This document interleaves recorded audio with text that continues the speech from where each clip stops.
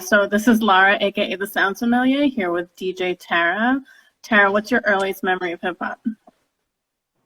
God, I just remember trying to remember Lottie Dottie, like memorize the words. I don't know why. I feel like I was still kind of little and like I didn't know what I was doing. More like, okay, this is a song. But I remember like listening to it. I think my brother at that point might have had it on tape, and we were like, rewind, what? Like trying to get it down as if we were gonna like perform it somewhere. But I feel like that was like one of my earliest memories. Yeah, that's how everyone learned the words. I know, I remember. Like Walkman, stop, rewind, yeah. I feel like that was like we had to. I don't know who we were trying to impress, because I was definitely like a small child, so it wasn't like I was in the club. I don't know. It was some foresight. So you spent just over the first 10 years of your life in Flatbush around a large Haitian community. What are some of the earliest records you recall playing in your house? Oh my God, that was like so my dad is like the music person in my house, and my father is older. He was like an older dad when I was born, and basically still, but he was just into like old compa, like old Haitian music. So I just remember like listening to a lot of that. I had a lot of family members, so they were also listening to that. Oddly enough, classical music. I mean, not that I was like up on it, but it was one of those like I don't heard it all the time. But you kind of have to hear it.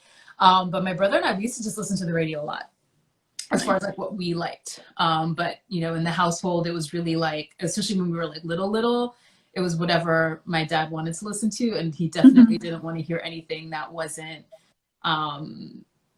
Haitian music or that wasn't classical music. So it was interesting. So I read that the first music video you ever saw, I Got It Made by Special Ed, was extra special because it was shot in places you frequented as a child. What do you remember about the scene in Brooklyn when you were younger? Yeah, I was a little kid. So I just remember, these are places that were near me. Like he was at Erasmus, my uncle went there. He was at Grand Army Plaza. That was the big library. That was where, that was like a big thing if we got to go to that library, because we used to go to the one over us. Was it on Church? I don't remember. I guess it was Church. Yeah, or Cortelyou. Like we used to go to that one, and then it was like, oh, but we got to go to the big library today. So it was like just seeing those things just got me hyped, because I think that was like the first time I started to realize that like this was actually like happening around me. But again, like I was still a little, like not even 10 years old. So it was just expanding your world a little bit. Like my scene was my apartment, whatever we got to listen to between like, my brother, my cousins, but just seeing that, especially like watching video music box as a kid, was like our radio station for the most part, in terms of it just being like consistent hip hop that we could listen to. Then radio shows came later. I mean, you had Red Alert, but that was late at night, so I couldn't really listen to that. So that was like accessible during the day, was video music box. So for that, like for us to see that, just got us really excited to see like, this is all shit, like this is us, like this is where I've been there, and he shot a video there, and you start to feel all special. So and that's a good way to bond with your brother. Yeah. When did your family relocate to Long Island? So we moved out in like 91. Yeah, I think it was like 91 for sure. Do you remember that being a big shift in your life, or was it just kind of like a new surrounding? And that was a big shift, because we didn't, that was, I remember like going like to a bus stop and like go, and it wasn't like even a bus pass. Right. And, obviously like lawns, and, it was definitely a bit of a shock for us. And then also we grew up where we lived when we were in Brooklyn. All of my family members were close by. So we were always at like somebody's cousins, or, always around somebody. Everything was walking distance. And then we go from that to moving out to the suburbs. You need a car. And we obviously didn't know people when I moved out there. So it was definitely like a culture shock for us. But we didn't really have much of a choice, but and I understood why, my parents did it, because I felt, we grew up in the 80s in Brooklyn. They were here in the 70s in Brooklyn. So, for them, it wasn't ideal in terms of, wanting just having, if it were up to me, I would have stayed. Not up to me. So had to go. And I came right back. So. Here's a similar story to mine. My family uprooted us to Florida when I was probably 12, and then I was like, as soon as I could, I came right back. Yeah, that's what pretty much happened. Like I remember I got my license, I got my permit as soon as I remember I had my first driver's license picture, my first learner's permit. I was wearing my school uniform because like after school, I was like, my dad's like, what do you want to do for your birthday? I was like, I want my fucking permit because I'm learning how to drive. And I always say, I'm like, as soon as I learn how to drive, I just drove my ass back to Brooklyn. Nice. So you started out in the music business as an event producer and promoter. Had you already started DJing then? No, we were just, my friends and I were just doing that on the side. Like I wasn't, we were not like none of us were in the music business. Like all of us kind of were just, we used to just go out a lot. And go out to different parties, and we just like, oh, we have a good time. Like, oh, we should just do this. Like, whatever, let's do some cool shit. We could do it. And we all had day jobs. So we all had expendable income. So we were like, let's just try to, get some homies together and like throw some parties. So I did that for a long while before I actually started learning to DJ. That kind of came separately and definitely came later. What do you remember? What happened that made you want to try out DJing or pursue DJing? Or I kind of hit a point in like life. I know that sounds like I'm older than I look, but I think I just hit that point where I just hit a point where I was planning on making a move, like a physical move. I was gonna leave New York. That fell through, and it was like, well, okay, well, clearly I'm gonna be in New York. Maybe not forever, but at least like for the foreseeable future. So like, what do you want to do? I had saved up all this money and all this. So I was like, well, what do I want to do? And I think like that was when I had made like two major decisions. One was that I was going to change careers, like day job wise. And then the other was I was going to learn to DJ.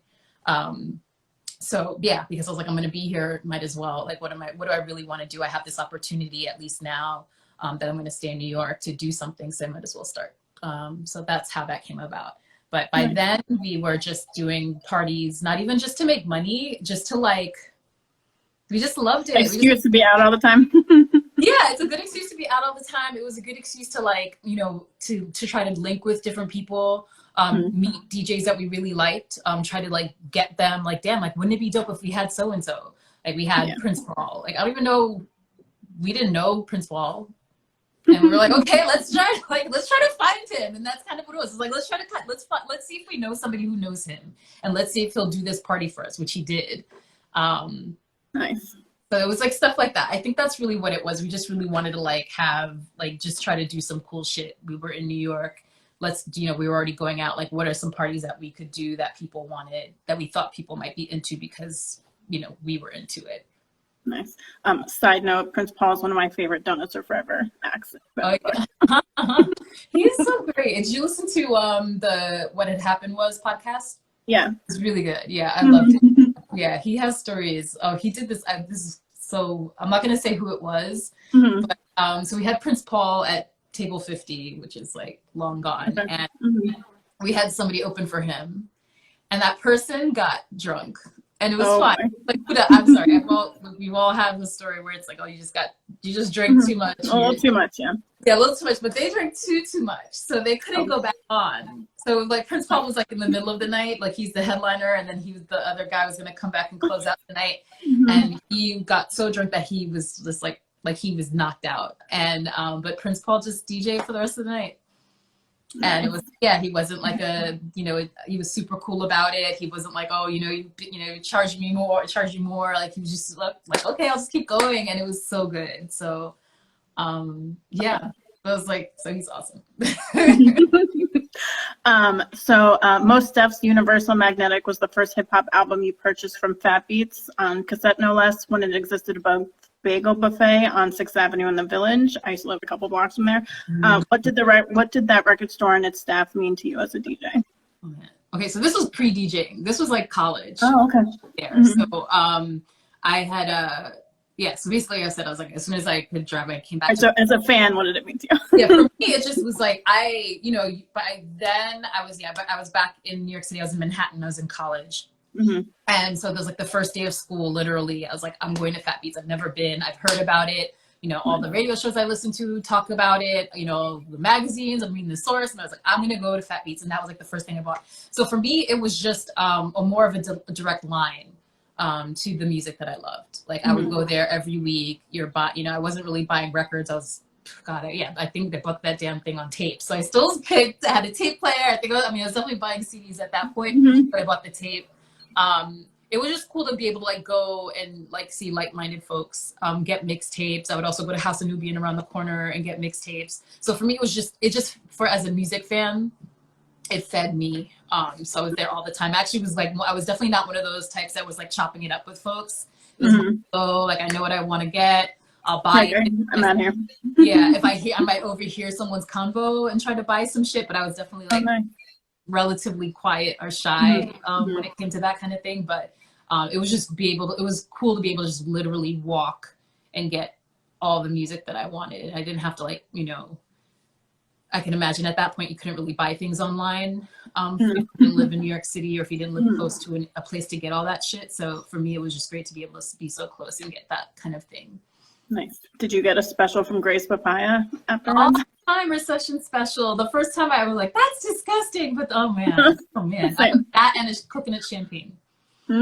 My thing. And we would all the time when I was in college, after college. Yeah. So I'm very sad that it's closed. But the one on 72nd is still open. I used to be there. I used to work up there, and I used to still go every once in a while because it's really not good for you. But I would go there and get like for all time's sake. Yeah. When did you realize you wanted to pursue a career in urban planning? Maybe talk a bit about what exactly urban planning is for those that may not be familiar. Oh, okay. Oh man. Okay. If you don't mind. Okay, sure. Well, urban planning is like the work that urban planners do really focuses more on cities and neighborhoods, blocks. Architects obviously care about how land is used and how land is built, but they're thinking more specific to that building and maybe the buildings into the immediate vicinity. But urban planners really have to take into consideration like all of it. So land use, how the buildings are built, the transportation, the infrastructure. So I honestly didn't know about it at all. I really thought I was going to go. I used to work for a bank, and I was like thinking, well, what do I want to do with my life? And I'm like, well, I don't want to just make somebody else money. And I didn't really have like a business plan. So I was like, well, I could see myself like working for a nonprofit or like doing something mission driven work. Right. So I applied and got into school for public administration, thinking that I would just work for a nonprofit. And then the school I went to had an urban planning program.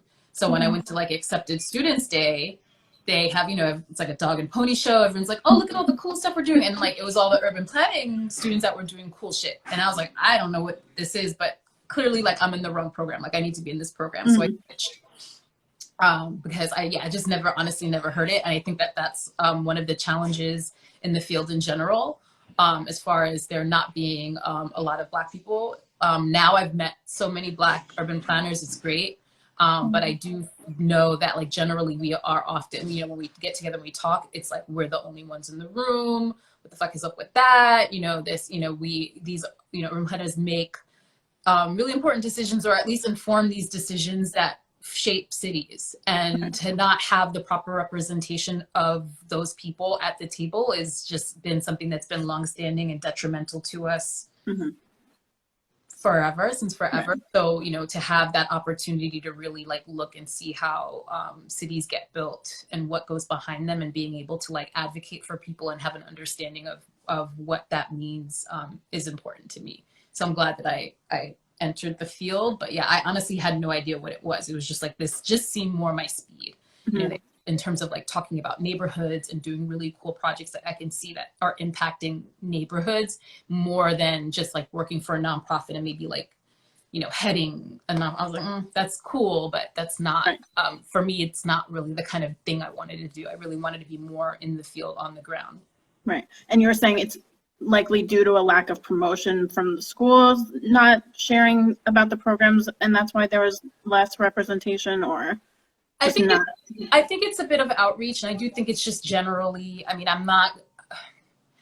also come from a background that is just you. There are only certain types of careers that are expected of you coming from an immigrant household. I think that if you talk to any immigrant someone, any first generation, they're going to tell you doctor, lawyer. I hear that a lot about doctor, yeah. Yeah, and I went to school for engineering, so like that. So that I think that's really what it was. But I also do believe, just like in speaking with colleagues, other fellow Black planners, that a lot of it is due to just not having knowledge.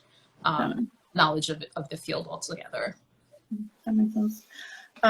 Why do you think it's still so surprising for people to hear that DJs have day jobs? Because I think DJs make a ton of money, and not all. I mean, some do. Forbes has this whole every top, and you look at those lists, and a lot of them are making a lot of money. They're making millions of dollars. I don't know any of these people. A lot of them are rich. Are white and male. And that's just what it is. And I think that there's something very odd about that when you think about who's actually creating the music, where this music originated, and then to see who's actually, making the most money off of it is very stark. I think also, I think people just have this idea that it's something that's like a real money-making job. I'm not going to act like it doesn't pay bills, because it does, especially for coming from somebody who moonlights and doesn't, was at a point not making a whole lot of money at her day job. Like DJing actually did get me through, but it's not so glamorous. It's not some of these DJs make in one gig what some DJs can make in a year or a month, if they're lucky. If somebody because I'm thinking about, some folks who do Vegas, and they can get paid, and they're not that well known, but because it's Vegas, they can get paid 5 G's a night. I'm like, right. I would love to if you gave me an extra 5 G's a month, I'd be so high just DJing. But it's to me that I don't make that much. And realistically, I mean, some people can do it. If you have the ability and you're able to live within your means to DJ full time and not have to have a day job, awesome for you. But I do think, especially living in New York City, it's not easy, and people have day jobs, and I don't fault them for that either. No. Yeah, I've actually been surprised to learn a lot of the people I've interviewed have day jobs, and they say that they're grateful that they do because they've had something to fall back on. But I was thinking about it, that it's really interesting. I think most of the DJs, like the ones you said on the Forbes list, I don't think they play stuff that they even like, though. Yeah, so, that too. But we all, I'm not gonna say I would not say that I have this artistic freedom. Right. I do. I can definitely pick and choose, but I think, I've definitely, I've definitely played gigs. That maybe not the entirety, but definitely played songs that I don't necessarily like. It's also, I think, for them, it's a performance, and sometimes it's not about you. So you're going to you play to your crowd. So, I know some people who do Vegas and they're fucking miserable, but also I'm like, that's kind of an ends to a means though. To me. And that's also I would treat it in the same way as a day job if it's something that you don't necessarily like, because it's for all those $5,000, $10,000 gigs that you're doing, you could be doing, you can turn it around and do your true passion, just like everyone who has a regular, a non-DJ day job does. I do my day job, but then I turn around and I can really I do my mixes, I do what, you can do it on a larger scale because you actually already kind of connected. You can turn around and take that money and travel to Europe and DJ some random shit somewhere. I'm like, that's a really good point. Yeah. So I love your quote, "You happen to cities as much as they happen to you." Can you elaborate a bit on what inspired those words? Okay, so I had a point in life, which was 10 to 15 years ago, where a lot of friends of mine left New York. And a lot of them are artists and other, creatives, and they left because it's this shit is expensive. It's not getting any easier. I can leave and do what I came to do here in New York that I cannot do because I have to pay rent. I have to work a day job. You think about in the 70s and the 80s, as as it may not have been so great for folks, on one hand. On the other hand, people could you know, work their waitress job a couple times a week and then still like do their art. So like somebody like Patti Smith did that. You know, Robert Mapplethorpe, like all these people were able to, like, you know, they had fucking $80 a month in rent, and like, Yeah. you know, so you know, at that point, like I didn't, you know, if you, yeah, I didn't have, like, friends just couldn't. It was like, this is too much. And everyone I know who left, you know, moved to a city that just had a lower cost of living, and their success as artists like skyrocketed. And it sucks because you think that that's the shit that's supposed to go down here, and it doesn't. And then you start to like, then I started to like look and see like who's moving to New York. And the people who are moving to New York are people who basically have enough money to live here, but they kind of treat this as an amusement park. And it's super apparent now when you have people who are talking about like, oh, New York's dead right now. New York's dead. This, you know, this pandemic's like ruined everything. People have left. It sucks here. And I'm like, I mean, yes, to a degree, because obviously things are shut down, but I also know so many people who are still here now and who have little to no income because of the pandemic, and are still out here, you know, doing what they can in terms of creating, in terms of doing activist work, doing something.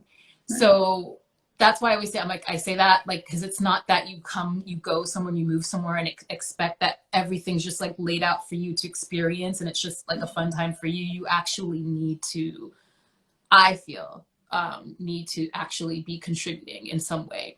And it's more than you just like going to a restaurant. It's you actually like trying to support your friends who might be artists and other types of creatives, or supporting someone that you may know. It means, you know, doing something that is like just more than just like, yeah, going to a restaurant.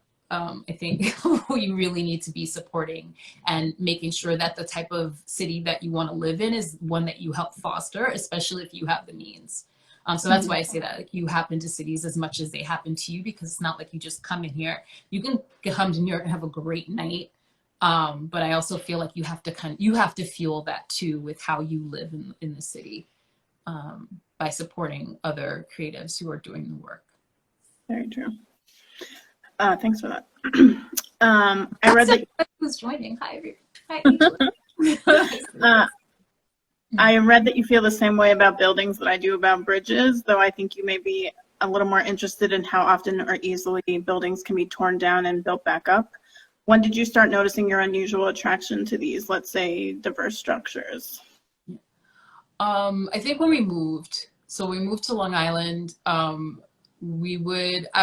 mom still worked in Brooklyn.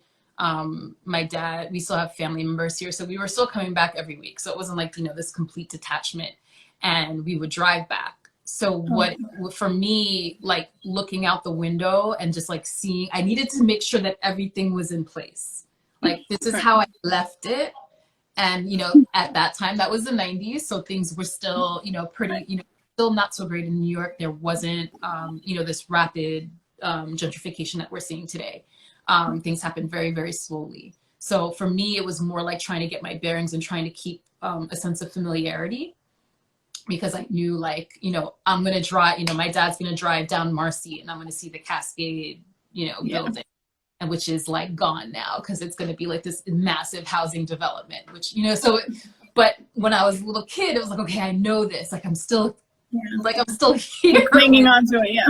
Yeah. So, you know, for me, that's really, I think, what got me thinking about this. I wish I had really realized it then, because maybe I would have gone to architecture school instead of being like into engineering school. But for me, I think that's really where it came from. It's like fascination with buildings. For me, it's just a matter of like, well, what is this? What's going on here? Like, how did this come about? Like, what the history is. It kind of helped me keep tabs on Brooklyn and just places that I love in general, to make sure that, like, okay, like, you know, it's hard to tear a building down. I mean, clearly it happens, but, you know, to see those structures still be in place, for me, like, gave me a sense of reassurance. Nice. What were some of your favorite clubs and lounges in New York before it was forced to shut down, or they were forced to shut down? There's a lot. I mean, there's a lot. You have like a top 3 or 4? what I didn't, one of my biggest regrets is that I spent a lot of time in, and I think most people like spend a lot of time in Manhattan when when I should have been partying in Brooklyn. So Mhm. when I would come to Brooklyn, you know, I would go, my friends and I would go to DeKalb, we would go to like Madiba, we would go My to God. Buttercup, which was then Cornerstone, which is Mhm. now then Bamboo, and now it's like another restaurant. But that used to be like us, you would be able to go there, a DJ would be playing. Same thing Mhm. with Madiba. They used to have then on the other side was Seoul, SOL, but now it's I don't Japanese know. restaurant. So that we would do Mhm. that little strip. We would go to Caviar Studios, so that was over by the BQE on Washington. So I didn't. For me, that was like my. And then there's still Brooklyn Moon, but those I felt like that was like the one of the favorites. But that was also like me, like dang, like I really should have been in Brooklyn more than I was. I was really in Manhattan, trying to get Mhm. into like Black Diamonds The party. hotspots. I'm Yeah. like, yeah, I'm really showing my age right now, but yeah, it's like go to this. Only Um, to people that are probably the same age as you. yeah, which is fine, but no. Yeah, but those were, I mean, and a lot of just like, I mean, stores like Fat Beats not around, and yeah, House of Nubian went away pretty quickly. I mean, Fat Beats was stayed around for a really long time. It was really sad. Right. In terms of just like having like a space. I absolutely believe that, if not for the circumstances, it would be around today. Everyone loves vinyl. We still have Mhm. rock and soul at least, but yeah, there are just a lot of places that we lost. And it's unfortunate. I mean, cities change. That's another thing. I mean, I try to be pragmatic about it. Is that like things aren't going to be here forever. Things have to grow and change and shift. Right. But when you feel that it's at your own expense or at the expense of pushing people you out or pushing people like you out, it's hard to bear. But I hear that. it is. Um, so a few months before the COVID hit NYC really hard, what was the idea or intention behind creating the Freedom Party? And I think you mentioned you didn't create it, but you I helped didn't promote know it. at You all. We did helped not. promote it. We helped promote it. That's Mark Smooth and Cozy and Herbert. We just helped promote it. Mhm. It was just, yeah, we were going there all the time. And Mhm. that was when we were still kind of promoting, but we weren't like going hard. And then my friend Derek, who's also was me, my friend Derek, Eric, he would graphic design too. So it was like, okay, well, he would do the flyers for them sometimes. And then we would like sub promote. You tell people to say your code at the door, and then you'd get like a cut. Oh my God. Which is cool because we didn't get we would always get like enough money, and that money would like help us do other things. Right. So yeah, and we would just basically like hoard the money because it's like it wasn't enough to be splitting, but we would like over the course of a year we'd have a good amount of money and we would be able to like do an event. So when we started doing Donuts Are Forever for the first few years, that's how we did Donuts Are Forever, like with the money that we would make sub promoting Freedom. Nice. We wouldn't touch it. It would literally be under Derek's bed for a year, and then it's like time for donuts, and it's like, okay, well, how much do we have? Nice. But yeah, definitely no. It was just one of those parties like, oh God, I wish we had created it, but we did not. So, and then we did Mukosa with them many years ago. We did a few parties at the Well and at Industry City. So it was like super honor. Like it was an honor for us to be a part and to actually like, wow, like these are like, folks and shouts to Mark Smooth and Kosi, NYC Dope. They're on Twitch regularly, so you should definitely check them out. NYC Dope. Nice. I'm always checking out their streams, so that's where the DJs are now. But I love it because it's like radio. I know. I try to add as many as I can, so I'll throw that on there. Speaking of Mukosa, how did the virtual event work out this year? It was cool. I mean, it's different. But I love that. We actually I thought we did a really we did a good job in terms of like trying to like do a really well produced event.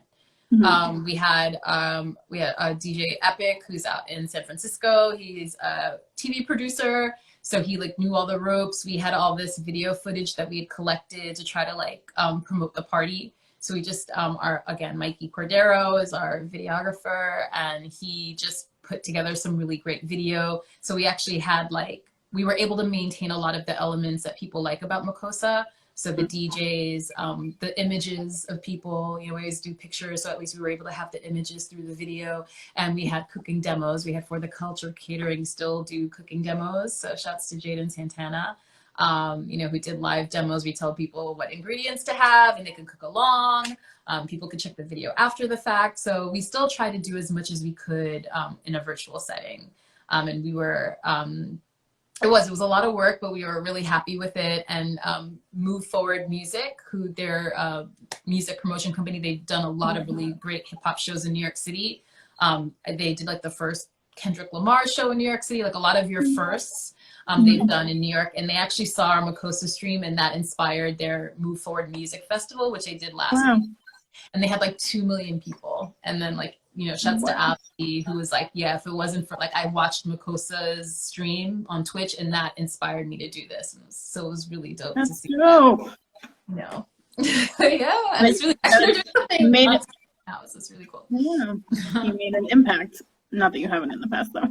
Yeah, that's the point. That's why I say you happen to cities as much, because you never know. I mean, none of us are super famous. I'm definitely not. But to be able to say that we put something out there that might have inspired other people and they could run with it, to me it feels good. It feels fantastic to be able to see that. Nice. So you talked a little bit about donuts. How did Rare Form come together? And was it in 2002? I think I read. Yeah, something around that. Yeah, I was graduated by then. So yeah, I mean, we were 4 friends who used to just go out all the time. We used to just go out to clubs. Definitely no business being out on a Monday night until 3 a.m, but that was us, and we were young. You just wake up and whatever, get your aspirin and your eye drops and go to work, and then I would do it again. So we just kind of were like, well, we want to do let's, wouldn't it be cool if we had this DJ? Wouldn't it be cool to have that DJ? And we're like, well, why not?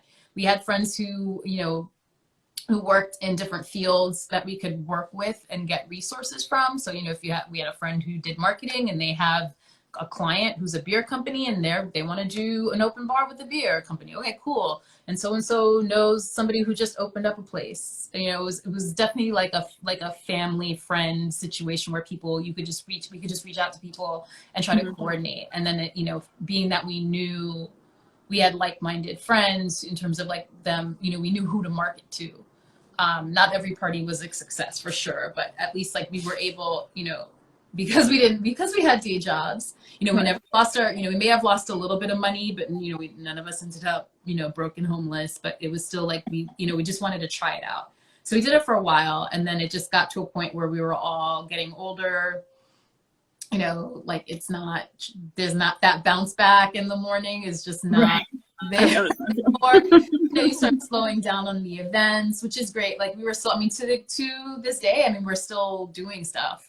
But it's definitely not this, 2-3 times a week, every week kind of deal that we were doing when we first started out. So, but again, it was just us wanting to contribute something, to the city.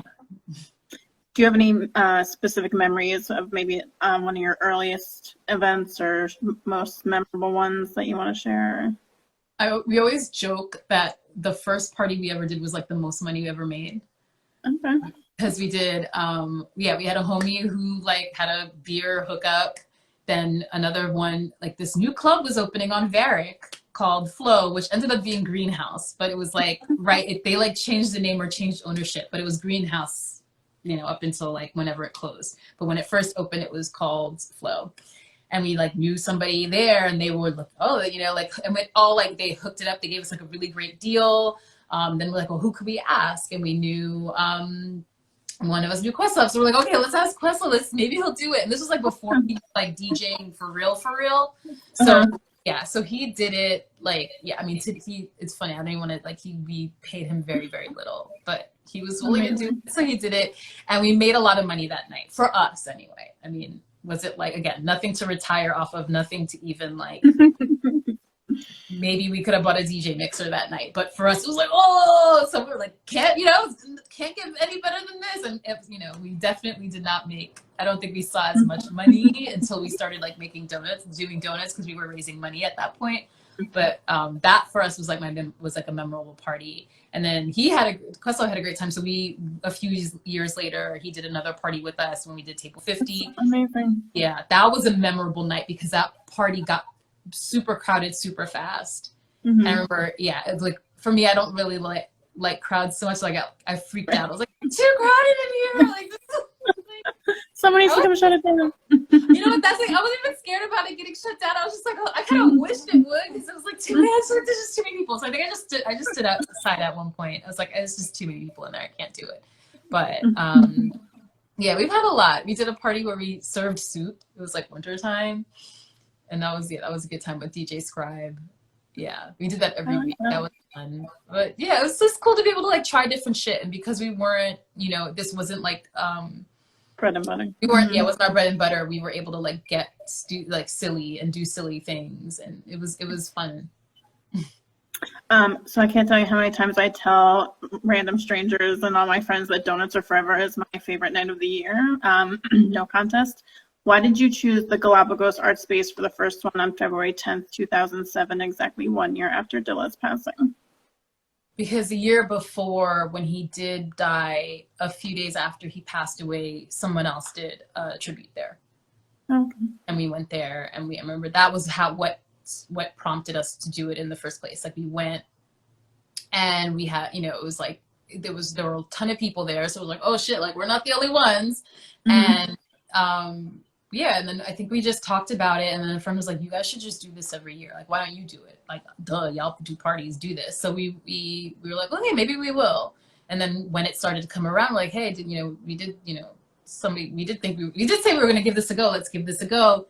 It, you know, being that they had already done it and they were still around, so you're like, well, you know, clearly they already know the deal, so let's reach out to them and see if they'd be interested in doing it. And they did. So we did it there, and then when they switched over to public assembly, so it's still the same place but different owners, we did it there then too. Yeah, we did it a couple times. So yeah, that's really why we picked the space. You know, if we know that, I mean, that's with everything. If you know that a certain venue is down for a certain type of music or down for certain types of DJs, for the most part, you're going to want to do that because you know that it's going to attract the people that you know because they're already familiar with the space. And you also know that you're not going to have to deal with bullshit with the venue generally, because you know, they kind of already know what you're about, who you're about. I really liked it at SRB too, but I think Brooklyn Bowl is like, I love that you guys stayed there because I remember you would switch it every once in a while. Yeah, we did. God, SRB was funny. Oh God, that was funny because, you know, because they had this really great sound system, but it was like, you know, then I think I was like, nobody's gonna come this far, and people came. The same thing with Bell House. I was just like, this is too far. We gotta stay where people would go, and I didn't have faith. Derek had faith. But Brooklyn Bowl, they just became, you know, like literally like family. Shouts to Dana, who's not at Brooklyn Bowl anymore, but you know, we definitely like believe in like. And working with people, if they understand what we're about and they're cutting us a fair deal, we're going to stay. We're not into greener pastures unless we know we can do better elsewhere. And also like a good working relationship is important. And Brooklyn Bowl has always been really great and upfront and willing to work with us. And, you know, unlike most venues. So, you know, that's why we did it there. And we also like that, you know, it was on the earlier side of things because we do the party on a Sunday night. Right. So it just helps where people, you know, even though it's a Sunday night over a 3-day weekend, not everyone has that weekend off. So it's like, okay, people can still kind of go in and have their Sunday night and get home and go to sleep. And if people want to keep going, that's great too, because they'll have the day off the next day. But it was just really important for us in general, for all the parties that we did, to like really work with people. And if people are willing to work with us and treat us fairly and pay us fairly, you know, and be respectful of the people that we're bringing to them, to, you know, to generate money for them, you know, we're going to keep fucking with you. But if we don't get that, then we're gone. And that's with anybody. You should not tolerate any of that from any type of venue. There's always venues. You definitely, and, you know, we want to make sure, you know, and you always want to make sure that you build relationships with folks. Like good ones, and it's not worth spending your time if somebody is not treating your people right, you know, and they're not paying you what you are bringing in. Indeed. So the event has featured some notable hip hop heavyweights, including Prince Paul, DJ Jazzy Jeff, Questlove, Stro Elliott, DJ Neil Armstrong. What kind of planning goes into special guest selection each year? Oh God, we just have a list. We have a wish list. It's still there. And we just kind of like, who can we get and who do we know who can ask, like, that's what it is. Every year, I mean, getting the headliner is always the most challenging because we do this ourselves and it is a fundraiser. So we don't, you know, we put in our own money, but we're not obviously balling. And we do ask a lot of the guests and then what, you know, to do this. A lot of them, we do try to find people who have like a personal connection to Dilla if we can. If not, we're just someone who kind of like for us reflects what the, you know, the type of artistry Jay Dilla presented in his work.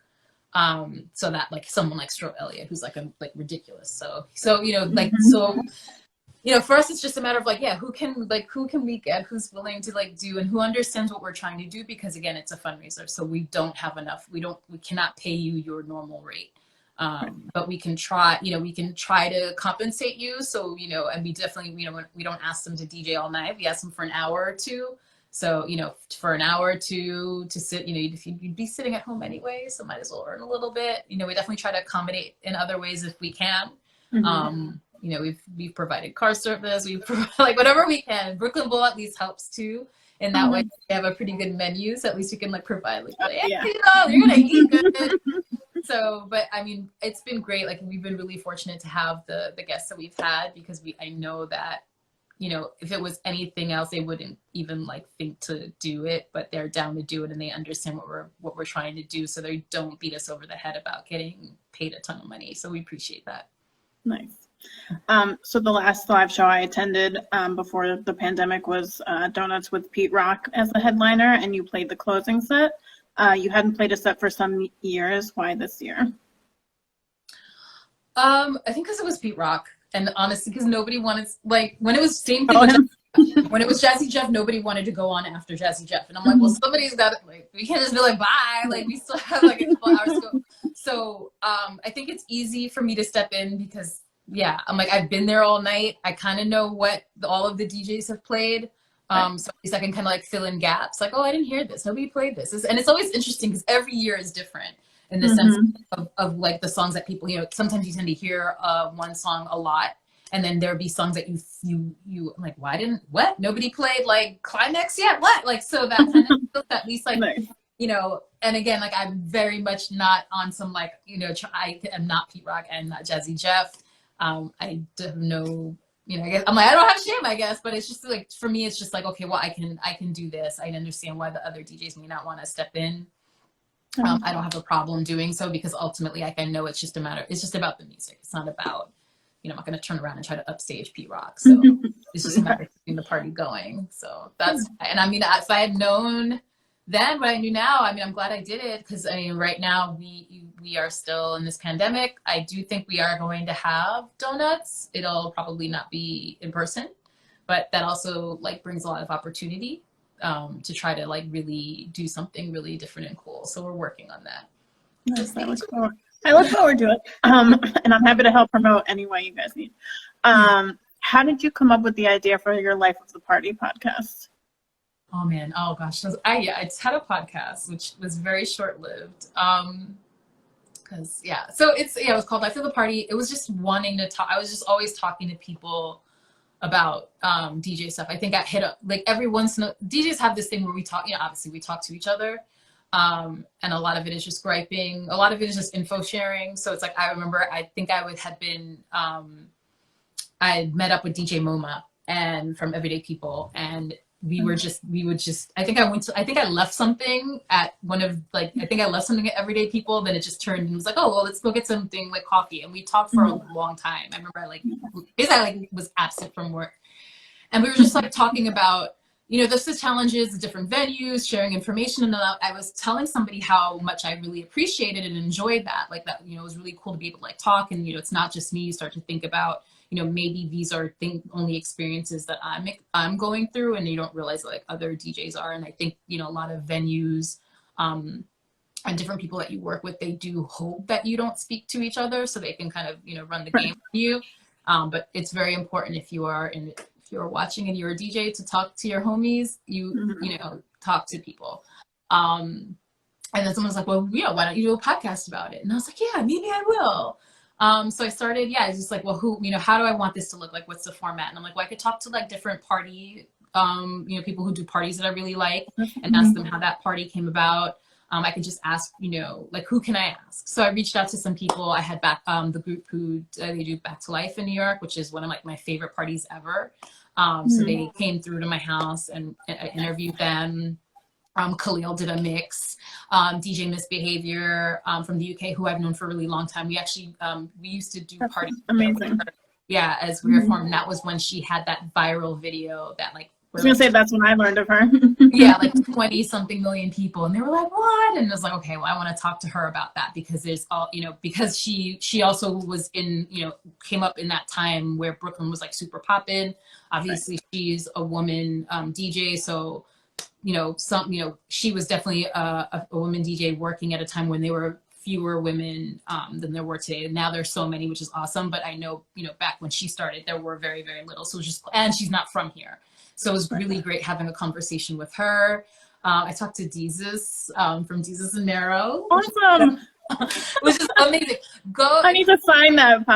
Go on my SoundCloud. It's amazing because he like worked, he's West Indian, so we all worked all the jobs. So he worked in like, he was a bouncer. He did, he worked in many, he's a DJ. So he just told me like the wildest club stories. It was hilarious. So you should definitely, if you want to go on my SoundCloud, it's on there. All the past episodes. I didn't do that many because only you just, people have teams. When it comes to podcasts, you have a producer, you have I'm a one person operation. I just couldn't keep up. But I do want to shout out John Reyes and King Most. They have a podcast called Opening Set.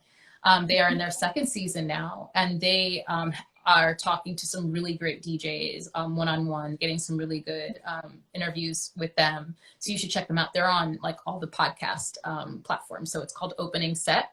So, to see that, I was like, yes, like you guys are doing what I really was trying to do with Life of the Party. But again, like I'm one person with a day job, so I just couldn't get it together. But I'm glad that, I think telling DJ stories and having these podcasts and kind of getting people, getting an understanding or seeing how other DJs like come to their careers is really great in a very like warm way. Cause there's some DJ podcasts that are a little gripey and a little negative. I'm not gonna name names, but like Opening Set I love because it's just like a really great candid conversation, but it doesn't feel like DJ snob shit.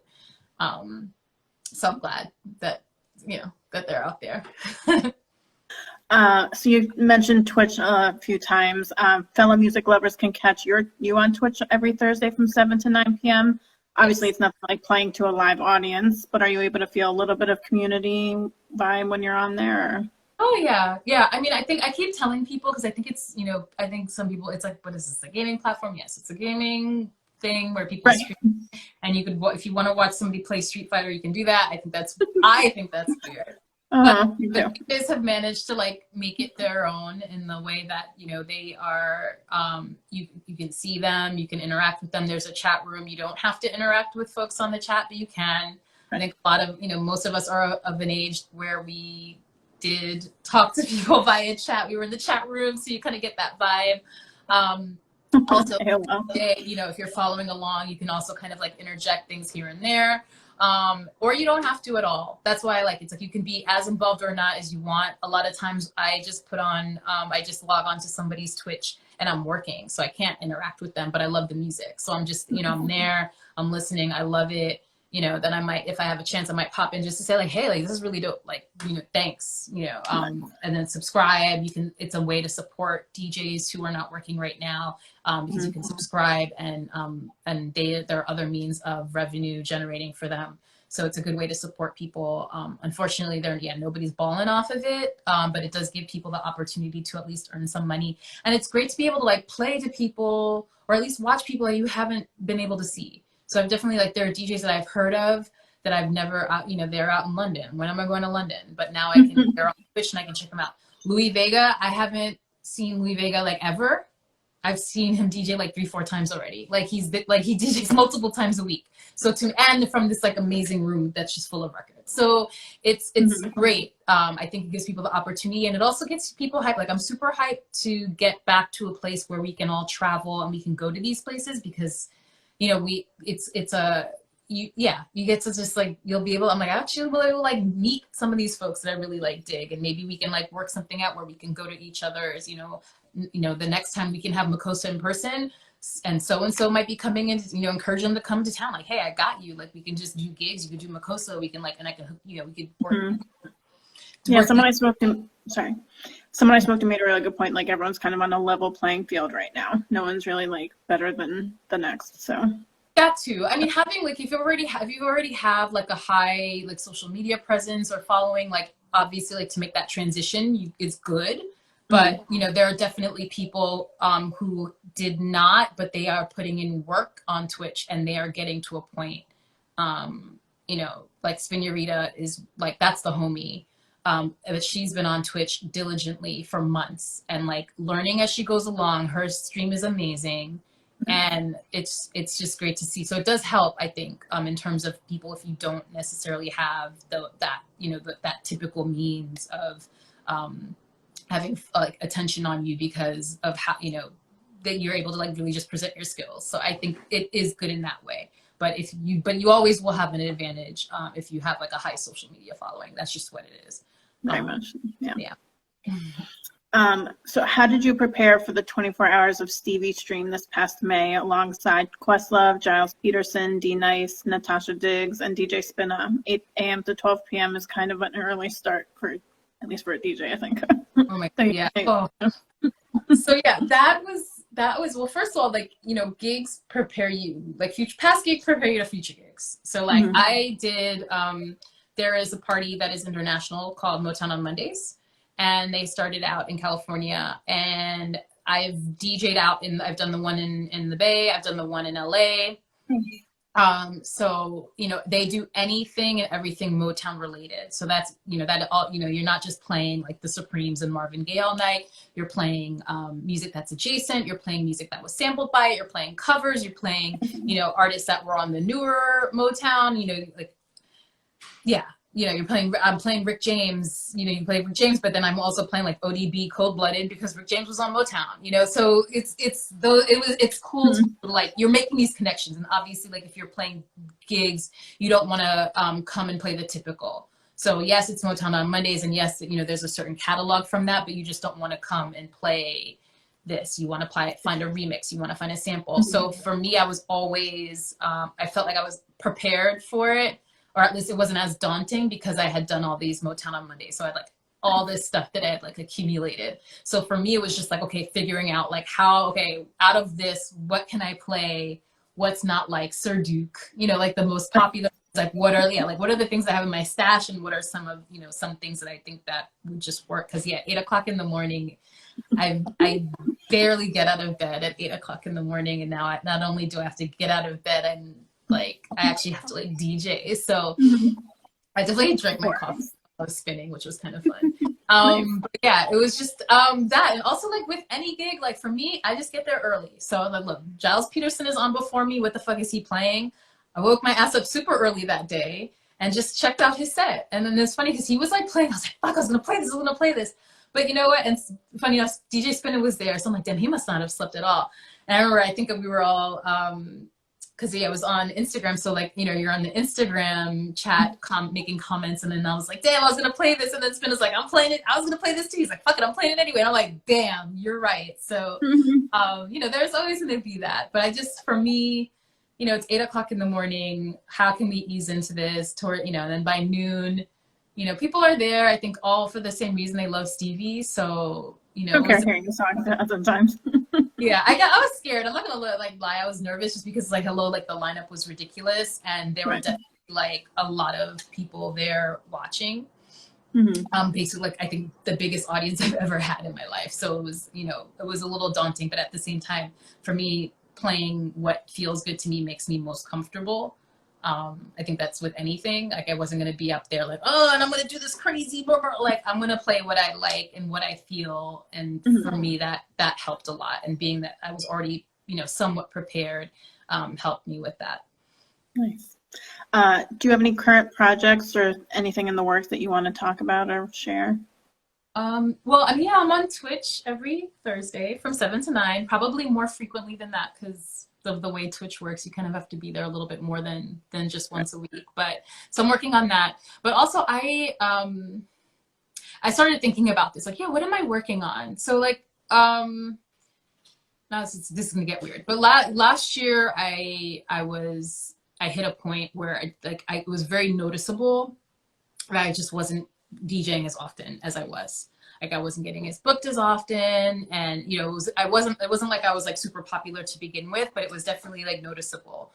Right. And then you know, so I was getting a little dejected, and I was not thinking about stopping DJing altogether, but I definitely had to like have a talk to myself in terms of like, you know, what do I get out of this? Like why does this bother me so much? You know, to a degree, the money, yes, it did bother me, but more so just the fact that like I want to be able to play, I want to share music, I want to, you know, I like being out there. And I'm like, well, I don't have to do that to share music. I can do, you know, I can do my mixes, I can put them out, I can do radio shows, I can do that. And as long as I have that, I'm in control of those things, and I can continue doing them regardless of whether or not I get booked or not. So that was something that I decided last year, which is good because it's like now this year I'm like, you know, like I have no other choice. So I, you know, in addition to doing Twitch on Thursdays to, you know, once a week and possibly more, those are a little bit more interactive. So I record them, but I don't put them up because I'm also like talking. I also do at least a mix a month. So I do the Lot Radio. So that's like a 2-hour-long mix. I'm barely talking. So it's just like all new music, all new shit. And then I just also have like released several mixes this year. So those are the things I'm working on. It's just like, you know, constantly looking for new music or just music that I want to share and figuring out how I can share that in a mix that's enjoyable to people. You know, I do hope once things open that I'll be able to like be out in the clubs and get booked again, but I know that that's not a guarantee. Again, I know what I'm in control of, and what I'm in control of is to be able to like play when I want. And if it means that I'm just playing in my room and recording it and putting up on the internet for some people to listen to, that's what it's going to be. But at least like that's I can do that. And I know that that's what I really ultimately want to do, is just put music out there to share. So that was a very long answer to that question. No, I appreciated that. Yeah, something that I was like thinking about in terms of like, what am I working on? And I'm like, well, that's kind of what I always am working on. It's just, you know, you know, it does get frustrating, and I'm not, you know, I'm super honored that you offered to interview me. I don't get interviewed. I've never done a photo shoot. I'm not, you know, that's not me. I wish it were. It's not to say you know, if you want to do a photo shoot, cool. I'm not like popular like that. So, you know, for me, you know, ultimately I can't control that. You know, I can put in some work on that, but ultimately like what I'm here to do is be a good DJ, and I can do that without having all of that behind me. I appreciate that. I think people like you and so many others are the ones that deserve the platform, so that more know about what you're doing and how you're going about it, just so they're influenced more by positive vibes than what's going on in the world right now. Kara, I have one more question, but we have 1 more minute left. Do you mind if I restart the live and I invite you back? Yeah, sure. I'm here. Okay. I didn't know. It's been an hour already. Oh, wow. Okay, all right. We'll be back, guys.